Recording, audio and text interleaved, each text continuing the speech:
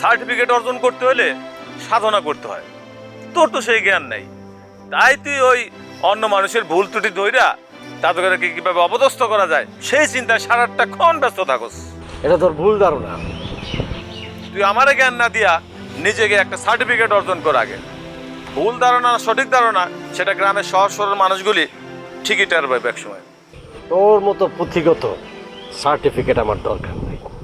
আমি চাই না, আমি এও চাই না তোর মতো পুঁথিগত সার্টিফিকেট আগামী প্রজন্ম পাক, এবং সেই জন্যই আমি সউদ্যোগে কাজ করে যাচ্ছি।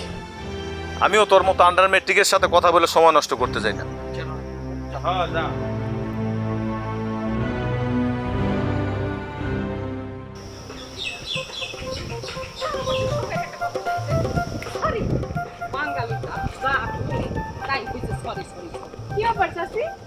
একলা একলা বিড়বিড় করে কি কইতেছ?